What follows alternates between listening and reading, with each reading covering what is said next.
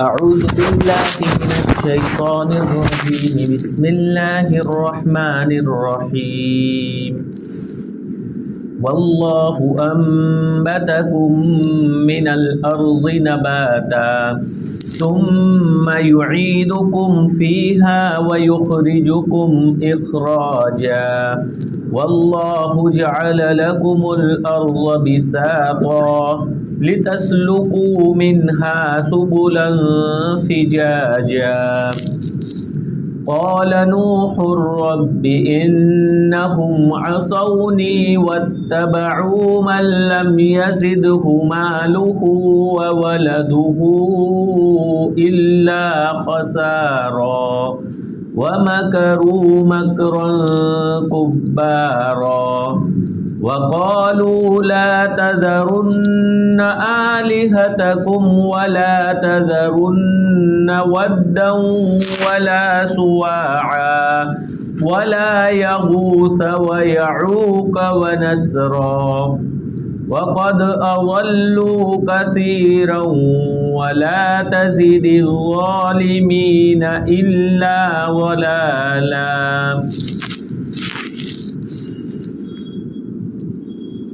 اور اللہ تبارک و تعالیٰ نے تم کو زمین سے اگایا، پھر تم کو اسی میں لوٹائے گا اور اسی سے دوبارہ نکالے گا۔ اور اللہ تبارک و تعالیٰ نے تمہارے لیے زمین کو بچھونا بنایا تاکہ تم اس کے کشادہ راستوں میں چلو۔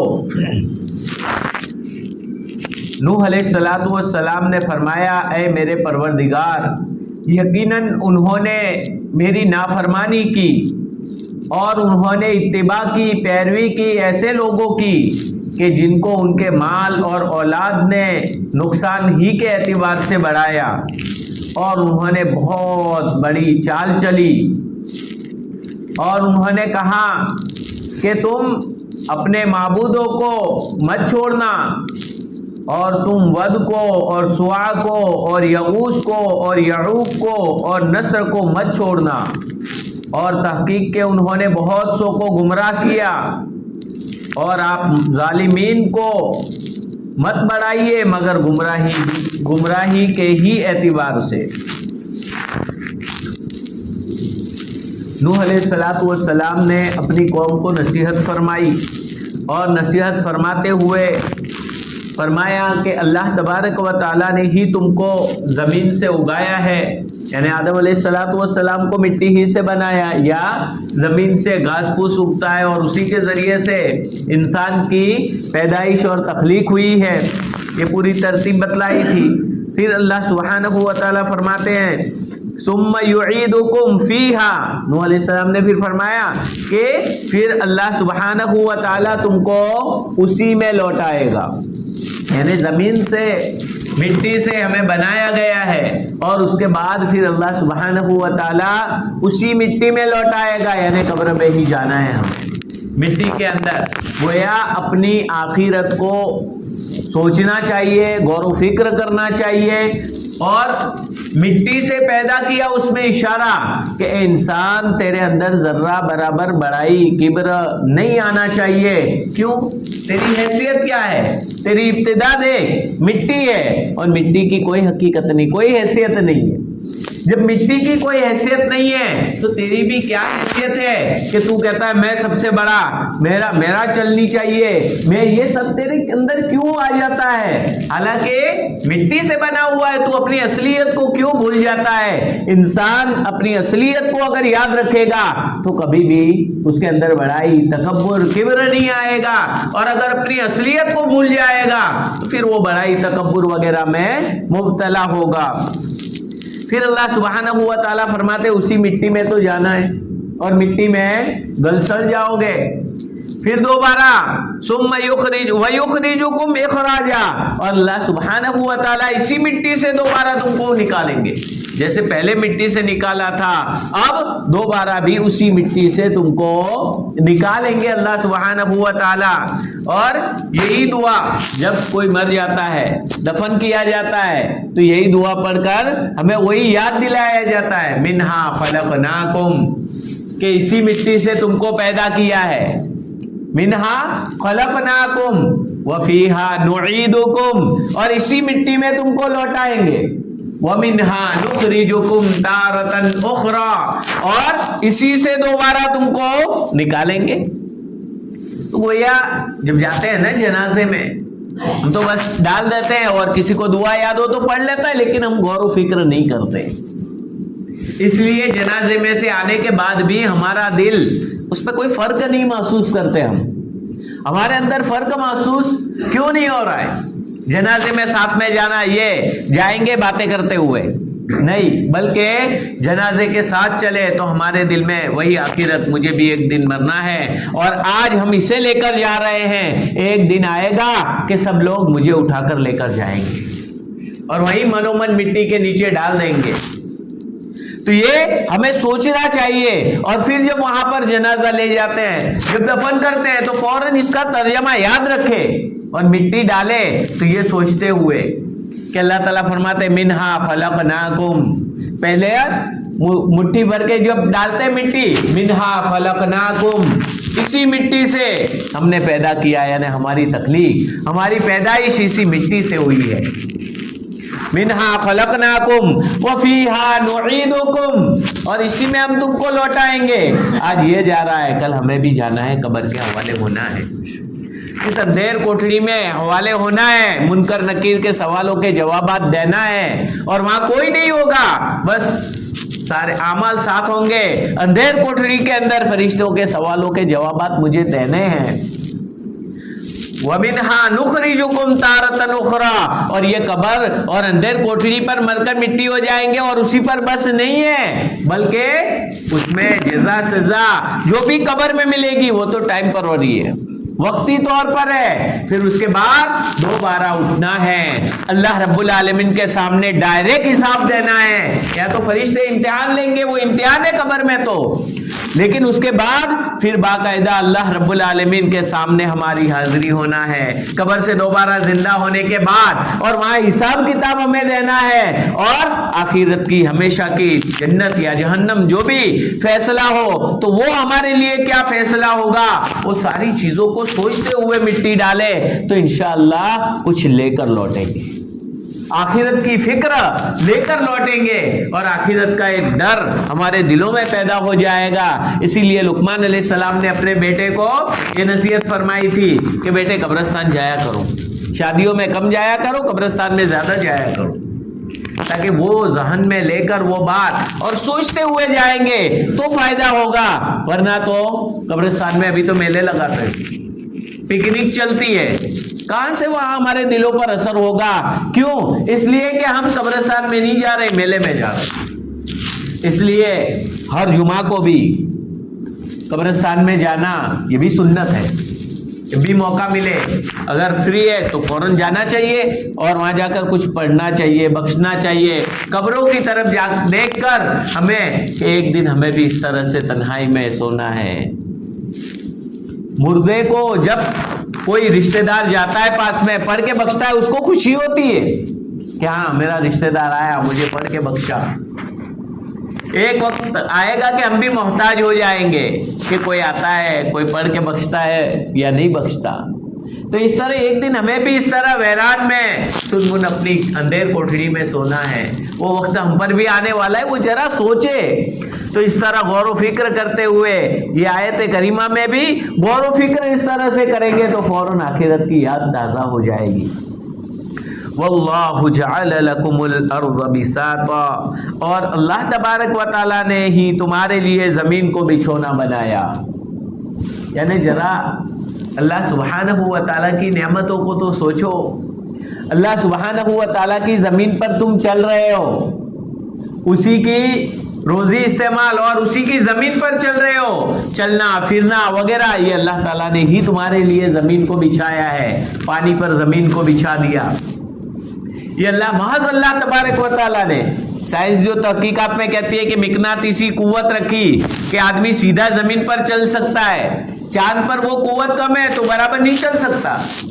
तो ये जमीन अल्लाह तबारक व तआला ने इंसान के लिए बनाई, आराम से चल सके, बोझ जितना होना चाहिए इतना वजन रखा और वजन के साथ चल सके, बैलेंस जमा रह सके। तो इस तरह की ये जमीन को अल्लाह तबारक व तआला ने बिछोना बना दिया, सो भी सकता है, आराम से चल फिर सकता है, खेती वगैरह कर सकता है। और जमीन में भी अलग अलग तरह हर जगह पत्थर नहीं रखे, वरना गल्ला कैसे उगाता। मिट्टी वगैरह को रखा, अंदर से पानी निकालने का इंतजाम फरमाया। तो ये सारी सहूलियात अल्लाह तबारक व तआला ने जमीन को भी कितने तरह से पैदा फरमाया है। जमीन की मिट्टी भी कितनी तरह की होती है। जब खोदते जाते हैं तो अंदर से तह अलग अलग तह निकलती जाती है। जब ये नबातात वगैरह पर रिसर्च करने वाले और जो खेती बाड़ी वगैरह पर रिसर्च करने वाले वो साइंसदान जो उस लाइन में लगते हैं तो वो कहते हैं कि जमीन की ऊपर की तह, फिर अंदर की तह अलग, फिर उसके आगे की तह अलग, क्योंकि अंदर जड़ जाएगी। तो हर एक के लिए अलग अलग चीजें अल्लाह सुब्हानहू व तआला ने बनाया कि भाई उगाने की सलाहियत ऊपर सतह की, ऊपर की मिट्टी में होती है, अंदर की मिट्टी में उगाने की सलाहियत नहीं। तो ये अलग अलग तरीके से अल्लाह सुब्हानहू व तआला ने मिट्टी को जैसे जरूरत थी इस तरह से रखा और जमीन को बिल्कुल नरम नहीं बना दिया। अगर नरम बना देते तो अंदर घुस जाते, और इतना सख्त भी नहीं बनाया कि अंदर से गल्ला वगैरह न निकाल सके। तो अल्लाह सुब्हानहू व तआला यहाँ फरमाते हैं कि तुम्हारे लिए बिछोना बनाया, आराम से सो भी सको, ऊपर रह सको। लितस्लुकू मिनहा सुबुलन फिजाजा, ताकि तुम उसके कुशादा रास्तों में चल सको और एक जगह से दूसरी जगह का सफर कर सको। ये गाड़ियों का इजाद होना वगैरह ये अल्लाह तबारक व तआला ने इंसान को अक्ल दी और उसके जरिए इजाद, लेकिन जमीन को ऐसा बनाया कि उस पर चल सकता है, गाड़ी भी चल सकती है, इंसान भी चल सकता है। तो ये जमीन को अल्लाह सुब्हानहू व तआला ने हमारे लिए ऐसा बनाया है। तो ये इतनी बड़ी जमीन को बिछाने वाला खुदा, उस खुदा को तुम कैसे भूल जाते हो। गोया ये भी अल्लाह तबारक व तआला के एक होने की और अल्लाह ताला की वहदानियत की अलामत है, अल्लाह तबारक व तआला की कुदरत की अलामत है कि अल्लाह को तुम मान लो। नूह अलैहिस्सलातु वस्सलाम ने तबलीग की, समझाया, क़ाल नूह रब्बी इन्नहुम असौनी। फिर हजरत नूह अलैहिस्सलातु वस्सलाम ने बहुत समझाया, नहीं माने, तो अब शिकायत की। और समझाने में भी हजरत नूह अलैहिस्सलातु वस्सलाम की उम्र 1050 साल थी, 1050 साल। और उस जमाने में इतनी लंबी उम्र सबकी होती थी ये नहीं है, उम्र तो कम होती थी, हमारे मुकाबले में ज्यादा होती थी, लेकिन इतनी ज्यादा उम्र नहीं होती थी।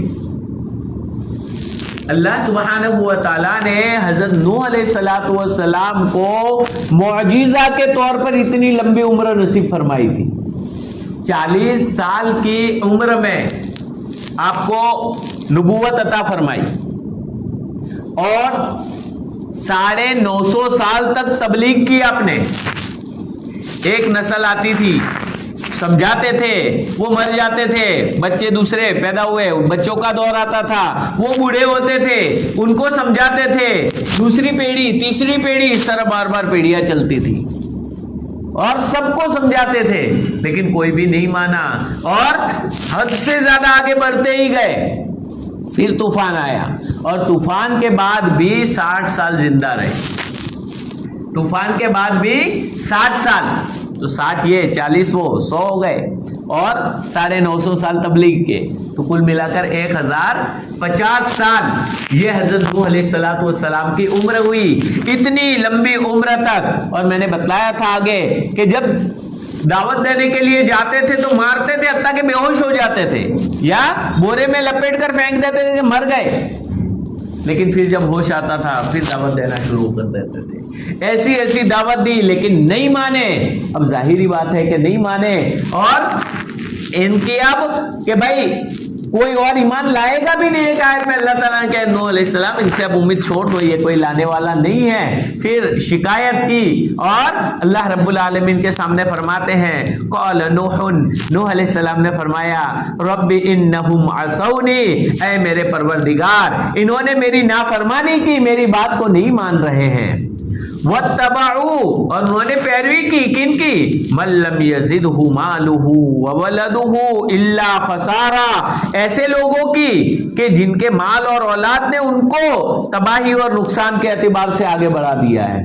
یعنی مالدار اور اولاد والے اور سردار لیڈر قسم کے لوگ سرکش جن کا سر چڑھ گیا متکبرین تو یہ ان کی پیروی کرنے لگے اور وہ کہتے تھے نہیں نہیں اس کی بات مت ماننا یہ تو ایسا ہی ہے وہ تو بس ایسے ہی بکواس کر رہا ہے ان کی باتوں میں مت آنا. تو یہ اس طرح سے کہتے تھے اور یہ لوگ بھی انہی کی باتیں مانتے تھے اور نوح علیہ السلام کی بات نہیں مانتے تھے.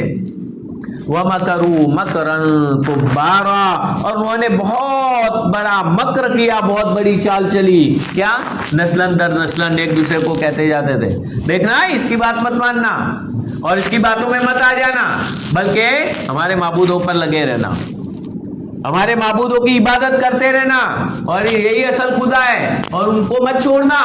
تو اس طرح سے ایک دوسرے کو کہہ کر جاتے تھے تو یہ چال چلتے جاتے تھے. اور اللہ سبحانہ و تعالی نوح علیہ السلام کو قتل کرنے کے لیے ایسے بدماش قسم کے لوگوں کو کہہ دیتے تھے کہ بھائی ان کو مار ڈالو. تو یہ ساری چالیں چلی اور مکر کیا لیکن اللہ سبحانہ و تعالیٰ کو منظور تھا ان کی حفاظت تو اللہ تبارک و تعالیٰ نے ان کی حفاظت کی. وقالو اور انہوں نے کہا کیا لا تذرن آلہتکم تم اپنے معبودوں کو مت چھوڑنا. یہ اللہ تعالیٰ کی طرف بلا کے اللہ اللہ ہی کرتے ہیں سب ان کی بات میں مت آنا اور اپنے معبودوں کو اپنے خداؤں کو مت چھوڑنا. ولا تذرن ودا ولا سواعا اور تم ود کو اور سوا کو اور یغوث کو یعوق کو اور نصر کو مت چھوڑنا.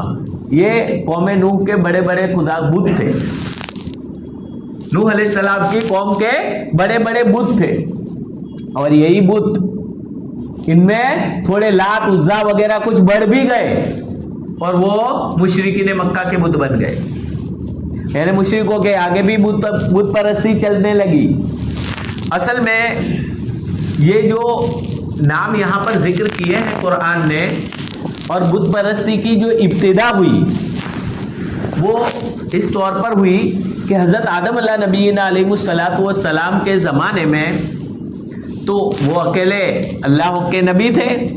ان کی اولاد میں کچھ برائی آئی چونکہ اللہ تبارک و تعالیٰ نے انسان کے اندر قوت شہویہ یعنی شہوت خواہشات کی قوت اور ایک قوت غضبیہ یعنی غصے کی قوت یہ دونوں طاقتیں رکھی ہے اور وہ جب اعتدال پر رہے تو کوئی حرج نہیں. اعتدال پر رہے گا تو انسان اپنی خواہشات کو اپنی شہوت کو جائز طریقوں میں یعنی اپنی بیوی پر اپنی شادی کرنے کے بعد بیوی پر وہی پوری کرے گا تو یہ تو ثواب کا کام بن جائے گا. غضبیہ قوت غضبیہ کو اعتدال پہ رکھے گا کہ جہاں پر غصہ ہونے کی ضرورت ہے کہ یہاں پر دین کو یا اپنی اولاد کو یا بیوی بچوں کو کوئی نقصان پہنچا رہا ہے وہاں پر غصہ کرنے کی ضرورت ہے تو وہاں غصہ کرے گا بزدل نہیں بنے گا. تو یہ اعتدال. اور یہاں پر بیجا غصہ کر رہا ہوں میں یہاں غصہ کرنے کی شریعت نے اجازت نہیں دی تو وہاں اپنے غصے کو روک دے گا. تو یہ اس کو کہا جاتا ہے اعتدال. یعنی جہاں شریعت نے حکم دیا ہے وہاں غصہ کرے گا جہاں شریعت نے روک دیا ہے وہاں غصہ نہیں کرے گا. جہاں شریعت نے اجازت دی ہے وہاں اپنی خواہشات کو پورا کرے گا جہاں شریعت نے روک دیا ہے وہاں اپنی خواہشات کو پورا نہیں کرے گا. تو یہ اعتدال وہاں تک تو اچھا ہے اور ہونا چاہیے مطلوب ہے دونوں چیزیں. کیونکہ اگر قوت شہویہ ختم ہو جائے گی بالکل تو انسان نامرد بن جائے گا اور یہ بھی عیب ہے. اور اگر قوت غضبیہ ختم ہو جائے گی تو انسان بزدل بن جائے گا بالکل. اور بزدل انسان اسلام میں بزدلوں کا بھی کوئی ویلیو نہیں اس لیے بزدلی بھی اسلام کے اندر نہیں ہے اس لیے اس کا ہونا ضروری لیکن اعتدال کے ساتھ. اس لیے اللہ سبحانہ و تعالیٰ نے انسان میں رکھا لیکن چونکہ شیطان بھی ساتھ میں ہے نفس بھی لگا ہوا ہے تو آدم علیہ السلام کی اولاد میں ہی اس کا ظہور ہوا قابل کے اندر غلبہ ہوا حابیل کو قتل کر دیا وغیرہ، لیکن اس سب مسلمان ہی تھے، سب ایمان والے، کوئی بت پرست نہیں تھا۔ لیکن آہستہ آہستہ جب اولاد بڑھتی گئی، نسل بڑھتی گئی، تو اس کے بعد ان کی اولاد میں بھی بہت سارے نیک تھے، دیندار تھے، اللہ والے تھے، جو خود بھی عبادت کرتے تھے، لوگوں کو بھی ترغیب دیتے تھے۔ اور جو اللہ والا ہوتا ہے تو خود بخود دل میں اللہ تعالیٰ نیک لوگوں کے دلوں میں اس کی محبت پیدا فرماتے ہیں۔ اب پھر جب محبت ہوتی ہے تو دوسرے لوگ بھی اس کی عزت کرنے لگتے ہیں۔ تو ایسے اللہ والے تھے کہ جن کی تو یہ جو نام ذکر کیے وہ بھی اللہ والے تھے۔ تفسیر قرطبی کے اندر لکھا ہے کہ یہ سب اللہ والے تھے جن کو بہت محبت کے ساتھ یاد کرتے تھے، لیکن آہستہ آہستہ وقت پورا ہوا، ان کا انتقال ہوا، اب یہ مایوس ہو گئے، اللہ تعالیٰ کی عبادت میں مزہ نہیں آتا۔ کیوں؟ وہ تھے تو اللہ والے تھے، بزرگ تھے تو اچھا رہتا تھا، بالکل مایوس ہو گئے۔ شیطان کو تو موقع مل گیا، آ گیا، مایوس ہونے کی ضرورت نہیں ہے، میں تم کو بنا دیتا ہوں۔ تو اس نے مورتی بنا دی، ایک کا انتقال ہوا تو ایک کی، دوسرے کا ہوا تو پھر دوسرے کی، تیسرے کی، اس طرح سے یہ تمام کی مورتیاں آہستہ آہستہ وقتاً فوقتاً بن گئی۔ اور اس نے کیا کہا، ان کو یہ مورتی ہے سامنے، ان کو پاس میں رکھو اور اللہ تعالیٰ کی عبادت کرو۔ تو شروع میں ان کی کوئی عبادت نہیں کرتا تھا، بلکہ پاس میں رکھتے تھے، کہتے ہیں اللہ تعالیٰ کی عبادت، لیکن ان کی طرف دیکھتے تھے، ان کی طرف توجہ، تاکہ وہ ان کی یاد ہو جاتی تھی وہ بزرگ کی، اور اس طرح سے اللہ تعالیٰ کی عبادت کرتے تھے۔ دیکھو شرک میں کیسے مبتلا ہوتا ہے، اور شیطان شرک میں کیسے مبتلا کرتا ہے۔ پھر آہستہ آہستہ نسل در نسل جب آگے بڑھتے گئے تو انہی مورتیوں کو خاص سمجھنے لگے، اور پھر بعد کی نسل آئی تو انہی مورتیوں کی پوجا شروع کر دی کہ یہی تو خدا ہے۔ شیطان نے آ کے کہا کہ یہ تو خدا ہے، تمہارے باپ دادا اسی کو تو پوجتے تھے، حالانکہ سامنے رکھتے تھے اللہ تعالیٰ کو سجدہ کرنے کے لیے، بس خالی ان کو تو دیکھ کر وہ ایک روحانی تو قوت حاصل کرنا مقصود، اور وہ بزرگوں کا فیض حاصل کرنا، اور وہ ان کی نیت تھی۔ لیکن آہستہ آہستہ یہ شرک میں مبتلا، بت پرستی میں مبتلا۔ اسی لیے حضرت محمد رسول اللہ صلی اللہ علیہ وسلم کی شریعت میں قربان جائیے، شرک سے بالکل خاتمہ کر دیا، کہا کہ تصویر رکھنا بھی چاہیے، کسی بزرگ کی، کسی نبی کی، کسی ولی کی، کسی عالم کی، کسی بھی کی تصویر رکھنا بالکل جائز نہیں ہے۔ تو تصویر کی ممانعت، کیوں؟ اسی میں سے کہیں بت پرستی میں نہ آ جاؤ، اس لیے منع کر دیا۔ تو یہ اسی کے ذریعے سے پھر اس کی عبادت شروع ہو گئی، اور آہستہ آہستہ بتوں کی پرستش کرنے لگے۔ اللہ تبارک و تعالیٰ نے پھر نوح علیہ السلام کو مبعوث فرمایا، اور انہوں نے دعوت دی اور لوگوں کو بلایا، اور یہ اس طرح سے بت پرستی شروع ہوئی۔ اور یہ بت پرستی اسی طرح سے شروع ہوتی ہے۔ حضرت حفصہ رضی اللہ تعالیٰ عنہ اور آپ صلی اللہ علیہ وسلم کی ازواج مطہرات میں سے دو حضور اکرم صلی اللہ علیہ وسلم کے سامنے جب باتیں کر رہے تھے، تو باتیں کرتے ہوئے ایک جگہ کے کلیسا کا تذکرہ نکلا۔ ازواج مطہرات میں سے کون سی دونوں نے تذکرہ نکالا تھا وہ نام ابھی ذہن میں نہیں ہے، تو وہ انہوں نے تذکرہ نکالا کہ بھائی فلانی جگہ تو بہت خوبصورت کلیسا ہے عیسائیوں کا، اور اس میں مورتیاں بنائی ہوئی ہے۔ یہ ساری تذکرے آپ صلی اللہ علیہ وسلم پاس میں آرام فرما تھے، اور یہ پاس میں یہ تذکرہ فرما رہے تھے۔ جب سنا حضور اکرم صلی اللہ علیہ وسلم نے پورا قصہ سنا، پھر فرمایا کہ ہاں وہاں کسی بزرگان دین کا انتقال ہو جاتا تھا تو وہ ان کی مورتی بنا کر اس کلیسا میں رکھ دیتے تھے، تاکہ کہ ان کی فیض کو حاصل کرتے ہوئے آگے یہ اللہ تعالیٰ کی عبادت کرے۔ لیکن آہستہ آہستہ پھر شرک میں، اور اللہ کے نبی صلی اللہ علیہ وسلم نے اس سے منع فرمایا کہ یہ چیز اسی کی وجہ سے وہ بھٹک گئے، اس لیے یہ چیز ہرگز نہیں ہونی چاہیے۔ تو اسی طرح سے یہ بت پرستی آئی۔ تو یہاں پر دیکھیے جو بت بھی بنے ہوئے تھے، تفسیر قرطبی ہی میں ایک قول کے مطابق ذکر کیا ہے کہ ایک تو ود محبت، اس کا مطلب یہ ایک مرد کی شکل میں تھا، پھر آگے چل کے شکلیں بھی بدلی، یہ مرد کی شکل میں تھا. اور لا تذرون آلیہتکم ولا تذرون ودا ولا سوا یہ عورت کی شکل میں بنا ہوا بت تھا. اور یغوث مدد، اور یہ گھوڑا بھی کہ بھائی تیزی سے جب بلاتے ہیں تو تیزی سے آ جاتا ہے، تو یہ گھوڑے کی شکل کا بنا دیا کہ یہ مدد کا بت، مدد دینے والا خدا، الیاذ باللہ من ذالک. اور اس کے بعد یعوق بہادر، یعنی ہر لائن سے طاقت والا، طاقت دینے والا، یعنی شیر کی شکل بنا دی تاکہ ایک شیر کی شکل کا. اور نصر گدھ کو کہا جاتا ہے. گدھ دیکھا ہوگا نا، وہ کوئی مر جاتا ہے جانور تو گدھ پرندہ آ جاتا ہے تو وہ پرندے کی شکل. اور یہ اس کو کہ بھائی یہ نصر کیوں، اس کی عمر بہت لمبی ہوتی ہے تو کہ یہ عمر کا خدا ہے، الیاذ باللہ من ذالک، یہ عمر کا خدا، تو اس کو اس شکل کا بنا دیا. آگے جیسے جیسے چلتا جاتا ہے، ایک غلط رواج قائم ہوتا ہے نا، آگے چل کے وہ بدعات اور بدعت میں سے شرک اور کہیں نہ کہیں جا کر ٹھہرتا ہے. اس لیے ہمارے اکابرین نے گالیاں کھائی، برداشت کیا، لیکن ایک برائی آئی، بھائی یہ غلط ہے. غلطی کو غلطی کہا کہ بھائی یہ غلط چل رہا ہے، اور غلطی کو غلط بتلا کر گئے. حضرت تھانوی رحمۃ اللہ علیہ وغیرہ ان پر بہت اعتراضات کیے، گالیاں دینے والوں نے گالیاں بھی دی، ماں رشید احمد گنگوہی رحمۃ اللہ علیہ، لیکن وضاحت کر دی بھائی یہ چیز صحیح نہیں ہے. اصلاح الرسوم لکھ کر کے یہ غلط رواج پھیلے ہوئے ہیں جو شریعت سے جن کا کوئی تعلق نہیں ہے، تو یہ بتلا دیا تاکہ ایمان کی حفاظت رہے. ورنہ تو ایک زمانہ وہ آئے گا کہ ایمان بھی، اسلام بھی نیا بن جائے گا. ہوں گے مسلمان لیکن اسلام کی ایک بھی چیز پاس میں نہیں ہوگی. اور باطل کی محنت ابھی یہی چل رہی ہے کہ مسلمان رہے، نماز پڑھتے رہے، روزے رکھتے رہے، لیکن آہستہ آہستہ ماڈرن اسلام.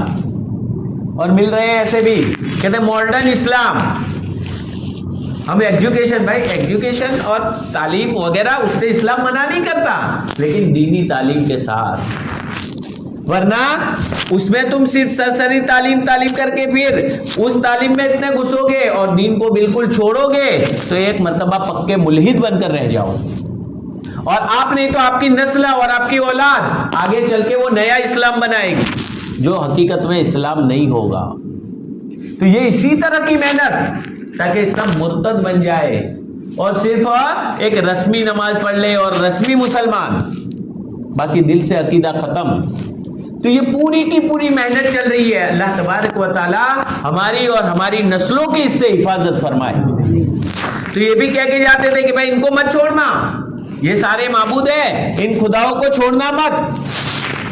وقد اضلوا کثیرا، اور تحقیق انہوں نے بہت سو کو گمراہ کیا.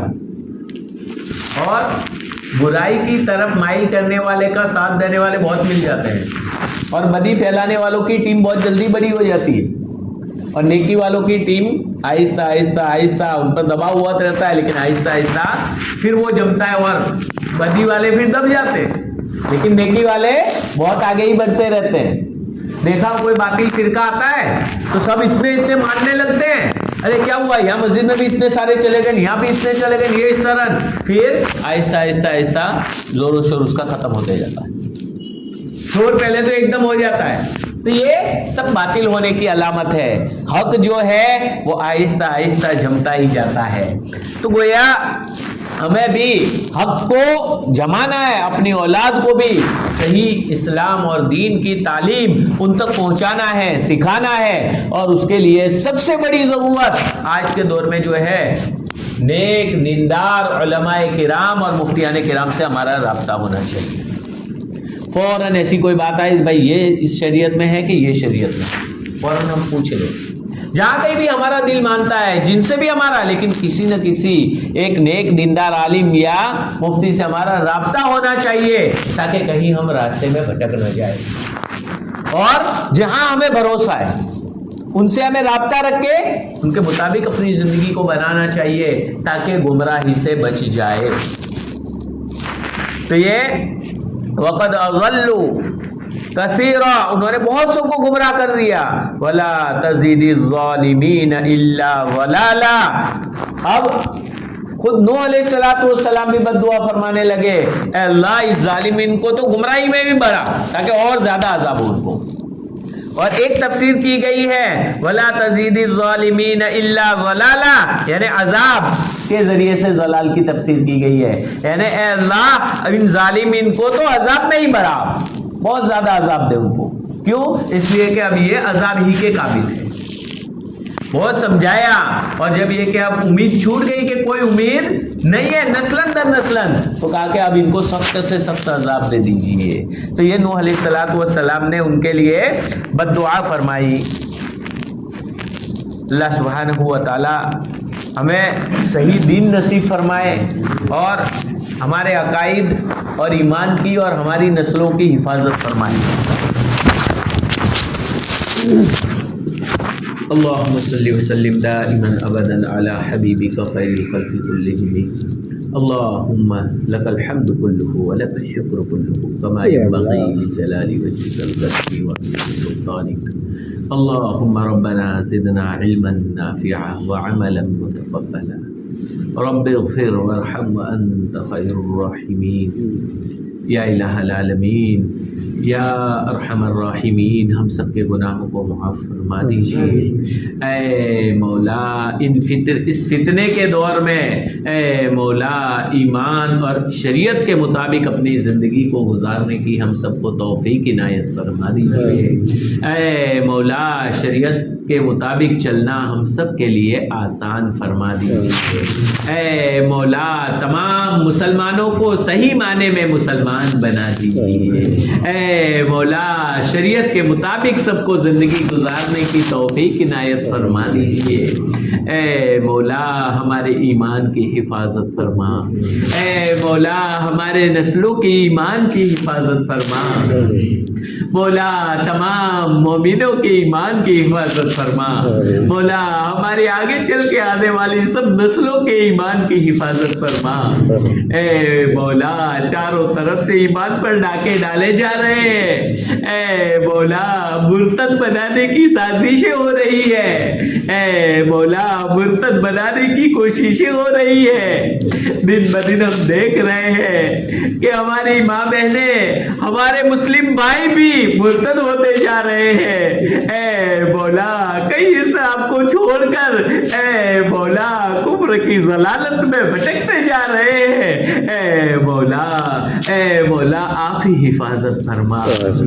اے مولا آپ کے نبی کی پیشین گوئی ہے کہ ایک وہ زمانہ آنے والا ہے کہ صبح میں مسلم نکلے گا، شام کو کافر ہو کر لوٹے گا، شام کو مسلم ہوگا، صبح میں کافر ہو کر لوٹے گا۔